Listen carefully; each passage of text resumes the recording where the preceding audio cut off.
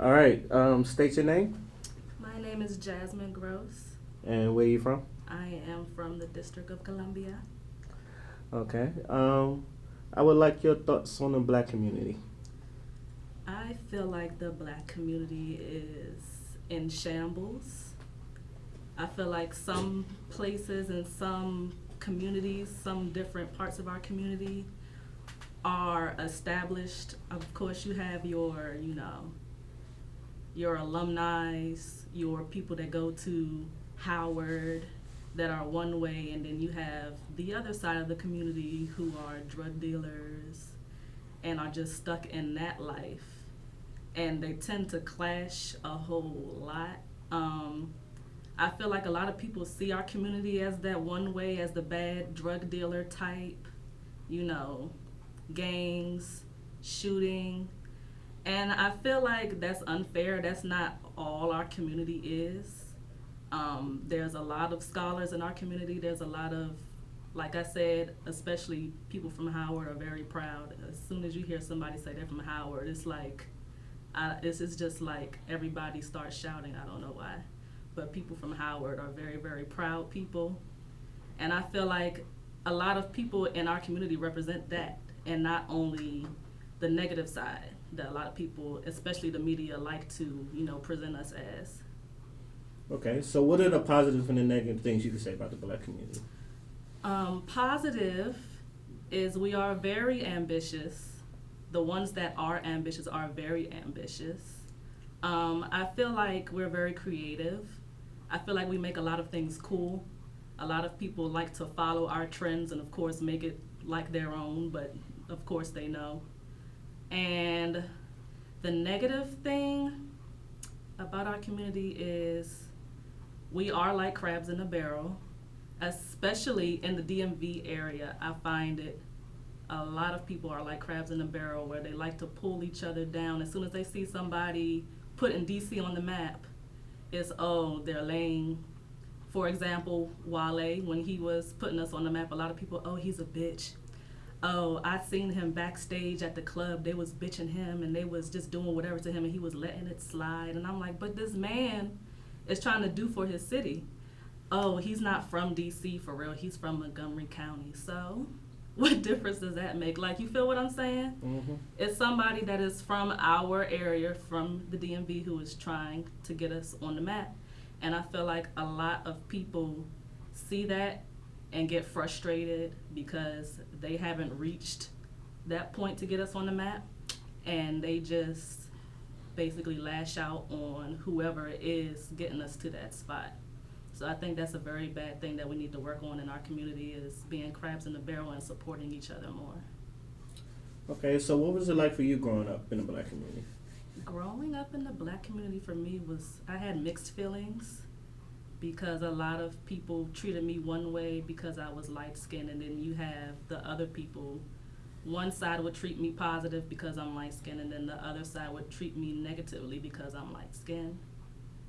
And I wasn't really like the stereotypical type of like the hood type of girl. I was more introverted and quiet, so I did get picked on by certain people a lot. But then you had the other side that was like, oh, she's light skinned, so she's cute, so I won't mess with her. She's cool or whatever because she's light skinned. I actually had an African guy tell me, oh, you're only cute because you're light skinned, which I found odd. But I hear that a lot. I heard that a lot when I was growing up. I was called white, and even though I'm not that light skinned, but I was called white. And yeah, it wasn't that bad, but a lot of the things that my people did confused me. Like the whole, I heard African booty scratcher a whole lot when I was in elementary school. And I still to this day don't know what that means. I have no clue what that means at all. But I realized that as children, especially middle school was weird. Middle school was like the happiest time that I had as a kid in my community. But elementary school and high school was like the worst. It's like they were completely, like in elementary school, I realized that a lot of the kids did a lot of name calling based on race. which I found disheartening because they love to make fun of Africans for some reason, like they're not the same people as we are. So yeah, I found that quite odd about my community and my childhood. Okay. Has anyone ever came up to you and said, um, "I don't usually date black women, but I believe you're pretty"? Have you ever got a couple of those comments before, or "You're pretty for a black woman"? I haven't heard the way you said it, like I don't usually date black women, but I have heard, like I've been asked, where are you from? And I'll tell them, oh, I'm just from DC, I'm from here, I'm from America. And they'll say, no, you can't be, there has to be something else in there. You're not Hispanic, you're not Dominican, not nothing. And I'm like, no, what does that even mean? Like, why can't I just be black and be seen as pretty just by being black? Why does I have to have something extra in there, like an extra spice in there that will make me better? Okay. Do you when people say like you will have light skin privileges, have you ever heard of that? People say that it's like you have light skin privileges, so you might get away with some things that most people wouldn't get away with. I've heard that when it comes to certain stuff like makeup, I've heard them say, like I've heard the rapper, like when the rapper ASAP Rocky said dark skinned women can't wear red lipstick, which is a very ignorant comment because there's so many shades of red, but I won't get into that. But I've heard stuff like that before, like when it comes to hair color or like makeup and stuff like that. But I haven't like really heard that when it comes to anything important. No. Okay. So, have you personally been disrespected? Has men came to disrespect you as a black woman? Oh yeah, every day almost. Cause I live in the heart of DC, at Capitol Hill, where it's nothing but around that corner is nothing but the fiends and the crackheads and the drug dealers, and all of them. Every single time I go to the station to go to work, it's like I can't get there in peace. I have to rush through and make sure that I don't come into contact with them because they'll either try to catcall me and physically pull me in or touch me if I pay too much attention to them, or they'll sit there and make crude comments and think that I can't hear them through my headphones, or they'll try and act like I don't have headphones in and try and act like I'm supposed to be able to hear them talking to me and calling me. So I deal with that every day. And then the comment about me not just being black, you have to be mixed with something else. Like I hear that a lot. I hear that a lot about black women. Okay. Do you feel like the disrespect comes more from the black women or the black men? The disrespect is kind of equal on both sides when it comes to somebody like me, who is the light-skinned, skinny girl and young. On the women's side, I get a lot of disrespect from the darker-skinned women, especially the older, darker-skinned women. Like, for example, if I'm at work, I can see their demeanor completely switches up. Like their face will get real stale or real dry, and when I say hi, how are you doing, they're just really dry. They don't really want to respond back.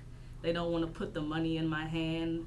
They don't really like to make eye contact. But then I'll see my manager come up who's a darker skinned woman, and they'll act completely different. Or they'll see a guy come up that works there, and their demeanor is completely different towards them than if they're speaking to me. On the male side, it's more of just the comments, sexual comments, catcalling, stuff like that. So I believe it's kind of equal. Okay. Have you ever felt disrespected outside your race, from people outside of your race? I don't really recognize that much disrespect from other races because I believe they're a little bit too fearful to show direct disrespect. But one issue I do see is the relationship between the black and brown people. A lot of Latinos show blatant disrespect towards black women especially. And I find that it's an issue from Latino women who are black because a lot of people think that those two things are exclusive from each other, and they're not. A lot of women who are black and from Latino descent and mixed with other things, they peep a lot of Latino women get real racist when it comes to them getting compliments. Like a guy will compliment the Latino girl, and there might be a black girl around or a black girl that's in the crew, and they'll make side comments about it. And the black Latino girl will peep and be like, hold on, that's disrespectful. You getting a compliment shouldn't turn racial or racist. You know what I'm saying? So I hear about a lot of that. And I also see that when I interact with Hispanics at work, not all, of course, but I see it's a pattern that a lot of times they don't like to speak either. They kind of react the way the darker skinned black women do. They kind of don't want to be too friendly with you. You know what I'm saying? So I peep that a lot too. Okay. You as a woman, do you think there are a lot of positive female role models for you or for the younger women and generations to follow? I believe there are a lot. The problem is that they don't get pushed out there as much because there's a lot of people trying to hold back that image of black women and the black community in general. Like especially, what's that movie that just came out with, what's her name, Taraji P. Henson, where she was a scientist? Hidden Numbers? I think, yeah, it was either Fences or Hidden Numbers, something like that. Hidden Numbers. A lot Figures. of, Figures. yeah, figures. There you go. Hidden Figures. Hidden Figures. A lot of stuff like that has been happening like for decades, where black women and black people in general have been doing brilliant things, creating and inventing everything that we use today on a daily basis. But because they want to block our brilliance, you know, it doesn't get seen a lot, and it's not known that we're behind those things. So I believe there's a lot of positive role models for black women and black people in general. It's just in the media, it's more pushed out that we should be athletes or entertainers or the stuff like that isn't really that important to the society. But then you have your women like Michelle Obama, Oprah, you know, those type that I feel like a lot of women aspire to be like, but because it's more accepted or more pushed to be an entertainer instead of being a doctor, being a congresswoman, you know, being a mayor, those things I feel like we're not really raised or taught to be as often as, oh, you should be a singer, you should be a dancer, you should do this and do that. So I feel like we should work more on, you know, trying to get women, our little girls, to want to be in those positions, to be role models in that way instead of being in the entertainment industry. Okay. Speaking of, I've seen a lot of entertainers and athletes. They're becoming more vocal about civil rights, but you don't really see a lot of like a new Jesse Jackson or new Al Sharpton, new MLK. Do you think the entertainers are like those new civil rights leaders, or do you think there's like civil rights leaders that we don't know about? There's a lot of civil rights leaders that we don't know about, but one thing about the entertainers is a lot of the civil rights leaders, especially the white leaders that are in politics, they like to use the black entertainers to draw people in because they know that that's what the masses are more into. Like I was just saying, they're kind of more into listening to the entertainers because that's what we were more taught to be.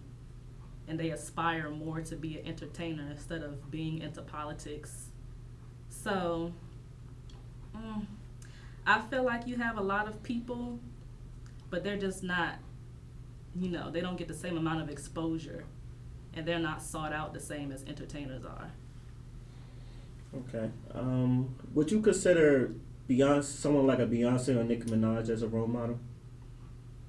A role model in a sense, yes. Because you have your Nicki Minaj, your Beyonce, your Rihanna, and we all know we don't want to model our personal lives after people like, of course, like Rihanna. We don't want to do that. But I feel like in a sense of them being businesswomen, they're good role models. But there's also other role models besides them that people need to put more to the forefront instead of just those three. Because I always hear, when you hear about entertainment and black women, those three women always come up. They're like the first go-to at the top. So I just feel like a lot of people need to put more interest into what the people have to say who are actually involved in those politics, because I feel like people shouldn't look to celebrities for any political information, because that's not what their life is. That's not what their career is. Of course, they have their own opinions, and it's cool if y'all have the same opinions and you want to see what your fave or your favorite, singer feels about politics. But I don't feel like people should look to them and see what they have to say and run with it.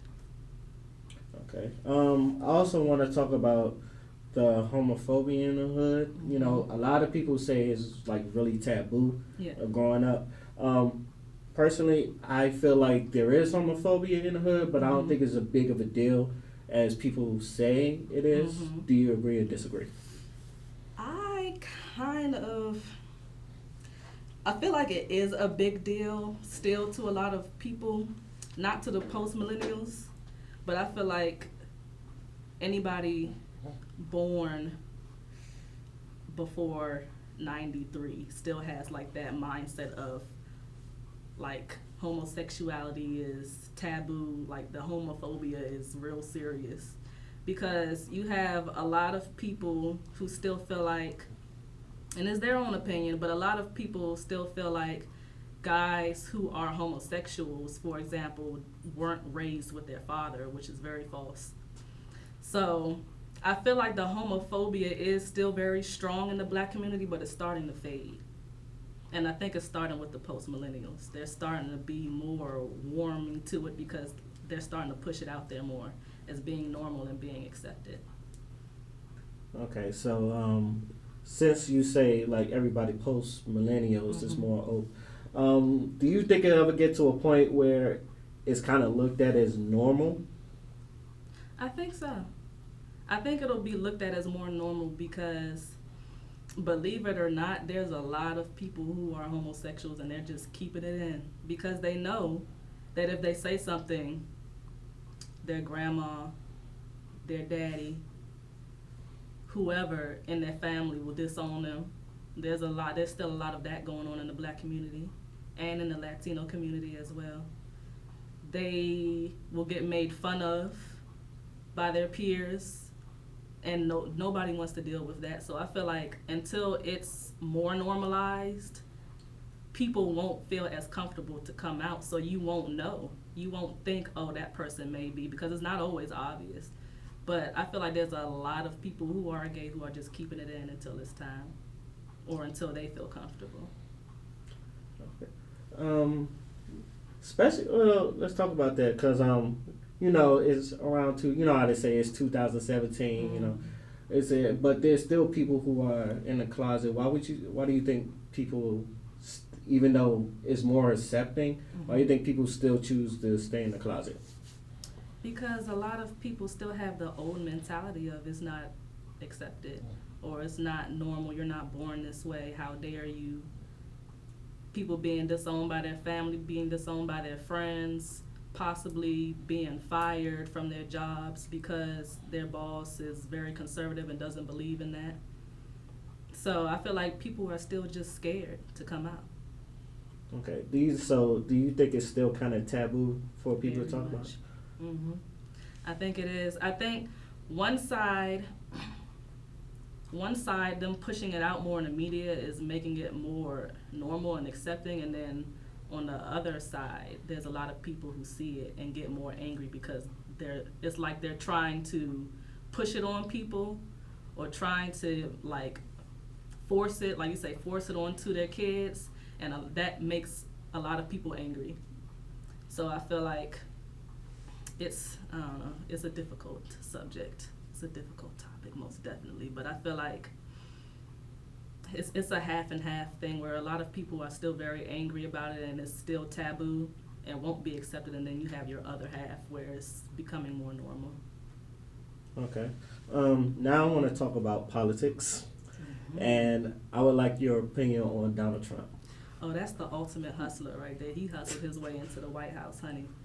I feel like he I feel like he's the perfect person for them to put in office because not for us, but for them. Because they know he doesn't have the experience, but he has the money. He has a lot of money that could help them push a lot of things that they want to push. And since he doesn't have the experience, they don't have to do a lot of influencing to him to get him to do certain things, especially things that are the decisions that are based off of hate, like him doing this Muslim ban. I feel like they just about to have their way. Okay. That's what I feel like. Speaking of the Muslim ban and him like having a bunch of executive orders that's been coming out, how do you feel about him trying to repeal things like Obamacare and Planned Parenthood? The Obamacare thing, all they're going to do is take Obama's name off of it and put their name on it. It's basically going to be the exact same thing, but they're not about to let this black man have this legacy of creating this great thing that helps the country. So they're going to take his name off of it and put their own spin on it and have it as their own from now on. That's how I feel about the Obamacare. The Planned Parenthood, I really, really, really think that that's not going to be a good idea. I don't agree with it at all. Because you'll never see a room full of 6 or 7 women making decisions on men's genitals, ever. You're never going to see that, ever. But I feel like a lot of people, if they really go through that, I feel like a lot of people are going to start figuring out their own way to take care of their decision, whichever decision they decide to make. But I feel like it's going to be a bad thing, and it's going to be a lot of irresponsible decisions going on if they go through with it. So I really don't agree with it. I feel like people should be able to make their own choice of what they want to do with their own body, but we'll see. Why do you think abortion was such a huge topic that people wanted to cut Planned Parenthood, something like Planned Parenthood?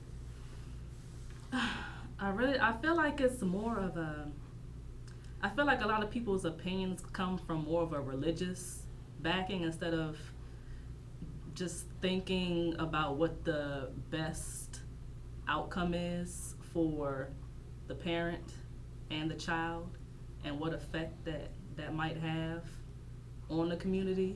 If you have a lot of people out here who are bringing children into the world who don't know how to live their own lives and then raise children who are going to be problematic and cause a whole bunch of problems. It's up to you, of course, if you want to make that decision or not. But the thing that kills me about it is a lot of the people who aren't pro-choice don't want to adopt. So you don't want me to kill this baby, but I don't want this baby, so who's going to take care of it? You don't want to adopt, so what should I do? So I think it's I just think it's best if they leave things the way they are, but we'll see what happens. Okay, last question. What would you like to see change in the black community, or what would you, if you was, let's say, in charge or a leader, what would you like to see change in the black community? I just like to see more growth. More growth. I feel like we do need to go back to our roots. It's not that hard to find out where you came from.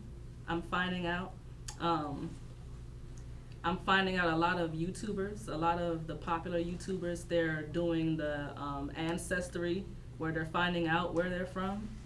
So I feel like more people should be influenced to do that so that we can have more of a grounds of who we are, where we came from, what we should do to expand and be the leaders that we're meant to be. So yeah, that's what I want to see. I want to just see more growth, more connection with each other, you know. Less crabbing each other in the barrel. Let's not do that. You know. But yeah, well, hopefully that happens, but I just want to see us love each other more and grow more. All right, thank you for your time. You're welcome.